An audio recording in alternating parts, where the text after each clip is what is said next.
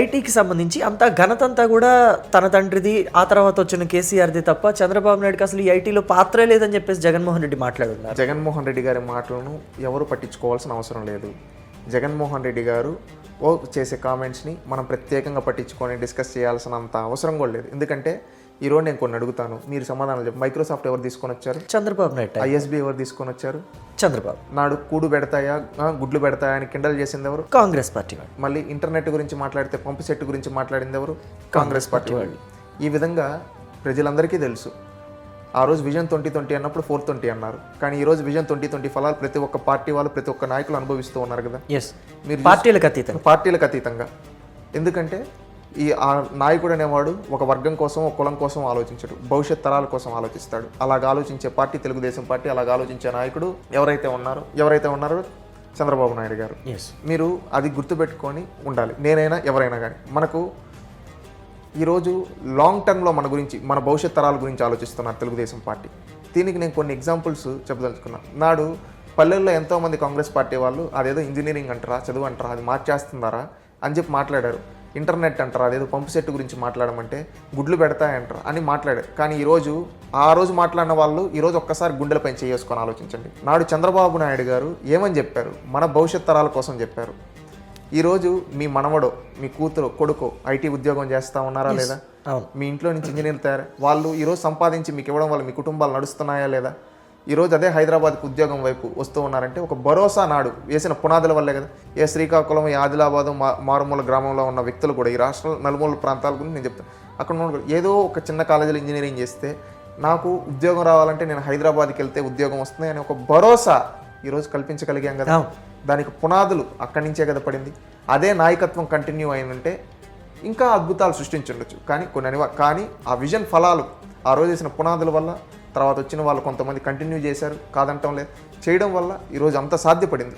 రేపు అమరావతిలో కూడా సాధ్యపడుతుంది. నేను ఈ తెలుగుదేశం పార్టీ ఎప్పుడు కానీ రేపటి తరాల కోసం ఆలోచిస్తుంది. ఈరోజు ఏదో మా ఒకరి కోసం, ఇద్దరి కోసమో కాదు. దానికి ఉదాహరణలే ఈరోజు క్వాంటమ్ వ్యాలీ అంటున్నాం, అదేవిధంగా డేటా సెంటర్స్ అంటున్నాం, గ్రీన్ ఎనర్జీ అంటూ ఉన్నాం, డ్రోన్ హబ్ అంటున్నాం, స్పేస్ హబ్ అంటున్నాం, డిఫెన్స్ పాలసీస్ అంటున్నాం. ఈ పాలసీలన్నిటి ఎవరి కోసం?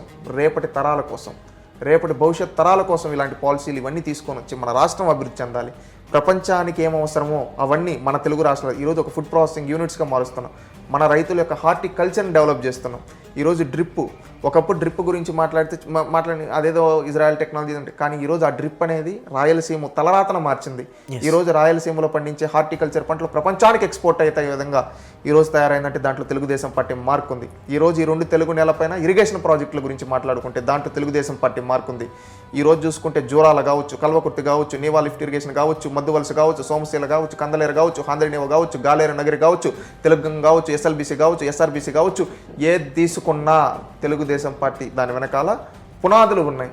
ఈ విధంగా ఈ తెలుగు నేలపైన ప్రతి ఎకరాకు నీళ్ళు అందించాలని ఒక లక్ష్యంతో, నదులు అనుసంధానం చేయాలని ఒక లక్ష్యంతో నాటి నుంచి నేటి వరకు తెలుగుదేశం పార్టీ పనిచేస్తూ ఉంది. ఎడ్యుకేషన్ సెక్టార్లో ఒక రిఫార్మ్స్, ప్రతి ఒక్కరూ చదువుకోవాలి.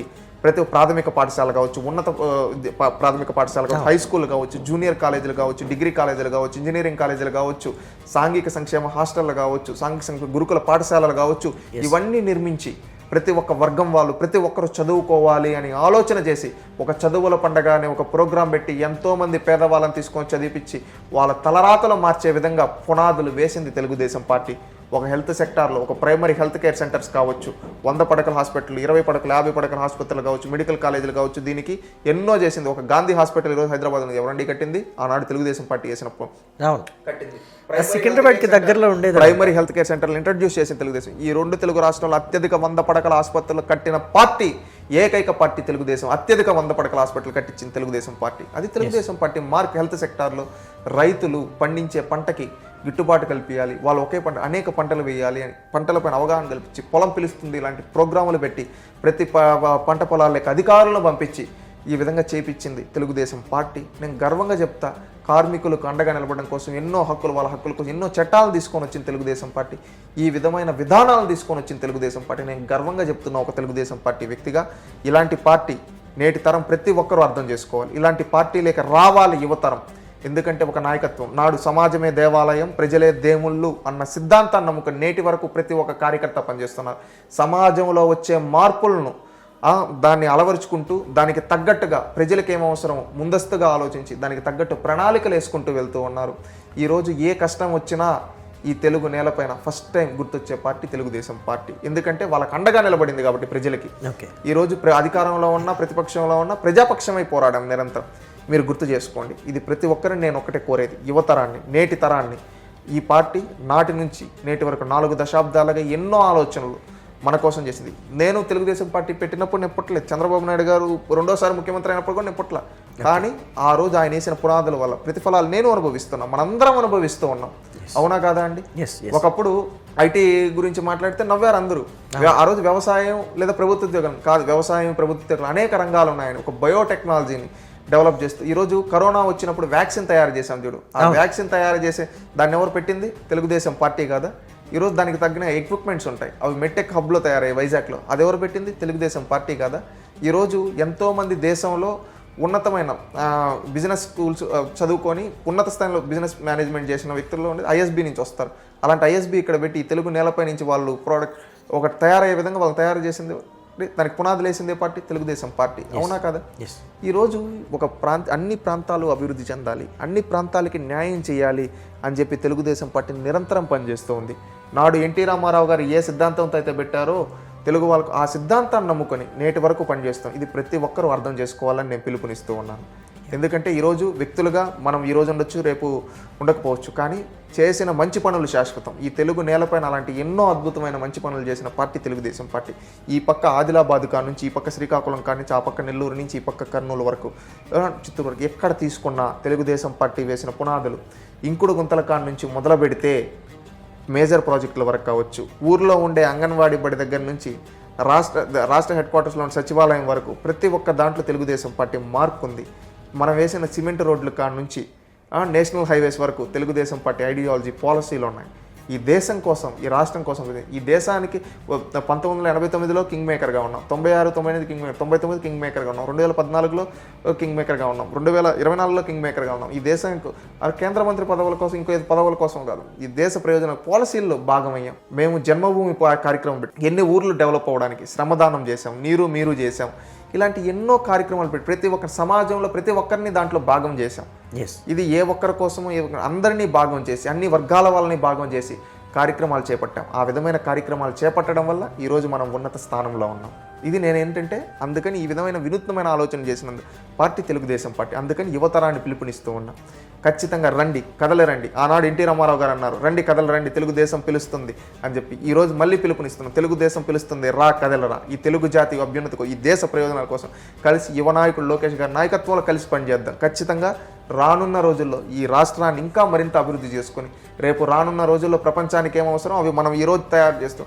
దాంట్లో మనందరం భాగంచుకో ఒక నాలెడ్జ్ ఎకానమీలో మనం శాసించే స్థాయిలో ఉందాం. తెలుగుదేశం పార్టీ పిలుపునిస్తుంది, ఖచ్చితంగా రావాలి. ఈ సిద్ధాంతాలను అలవర్చుకోవాలి. యువత రాజకీయాల్లోకి రావాలి. యువత రాజకీయాల్లోకి వస్తే ఎంకరేజ్ చేసే తొలి పార్టీ తెలుగుదేశం పార్టీ. అందుకని యువతను పిలుపునిస్తున్నాం, ఖచ్చితంగా రాజకీయాల్లోకి రండి. ఈ రాష్ట్రానికి, ఈ దేశానికి అభివృద్ధి చేసే దాంట్లో మనం భాగస్వాములు, పాలసీల్లో భాగస్వామ్యం అవుదాం. మరింత మందికి అవకాశాలు కల్పిద్దాం. ఈ దేశానికి మన ఐడియాలజీని మొత్తాన్ని పెడదాం, ఇంప్లిమెంట్ చేద్దాం. రేపు రానున్న నాలెడ్జ్ ఎకానమీలో మన వాళ్ళు శాసించే స్థాయిలో ఉండాలంటే మనందరం కలిసి పనిచేయాలి, కలిసి పనిచేద్దాం ఈ తెలుగుదేశం పార్టీ. ఎందుకంటే తెలుగుదేశం పార్టీ ఏ రోజు వ్యక్తిగత రాజకీయాలు చేయాలి, ఏ రోజు స్వార్థ రాజకీయాలు, ఎల్లప్పుడూ ఈ దేశ ప్రయోజనాల కోసం, రాష్ట్ర ప్రయోజనాల కోసం ఇలా పనిచేసిన పార్టీని మనం కాపాడుకోవాల్సిన అవసరం ఉంది. అందుకని నేను ప్రతి ఒక్కరిని పిలుపునిస్తున్నాను యువతను. ఒక యువకుడుగా నేను అలాంటి ఒక సామాన్యుడు ఈరోజు మీ ముందు కూర్చొని మాట్లాడుతుంటే అది తెలుగుదేశం పార్టీ అవకాశాలు కల్పించింది. కాబట్టి ప్రతి ఒక్కరం ఇలాంటి వాళ్ళు రావాలి. ఖచ్చితంగా రానున్న రోజుల్లో ఎన్టీ రామారావు గారు సమాజమే దేవాలయం, ప్రజల దేవుళ్ళన్న ఆశయం కోసం, చంద్రబాబు నాయుడు గారు నాలెడ్జ్ ఎకానమీలో మన వాళ్ళు శాసించే స్థాయిలో ఉండాలన్న దానికోసం లోకేష్ గారు యువనాయకత్వంలో కలిసి పనిచేద్దాం. ఈ రాష్ట్రాన్ని అభివృద్ధి చేసుకున్నాం. ఈ తెలుగు రాష్ట్రాలని నెంబర్ 1గా 2047కి మనకు ఒక విజన్ ఉంది, మనకు ఒక టార్గెట్ ఉంది. ఆ 2047కి మన తెలుగు వాళ్ళు ప్రపంచాన్ని శాసించే విధంగా, ప్రపంచంలో అనేక రంగాల్లో మన తెలుగు వాళ్ళు స్థిరపడి ప్రపంచాన్ని నడిపించే విధంగా తయారవుదామని పిలుపునిస్తూ ఉన్నాం.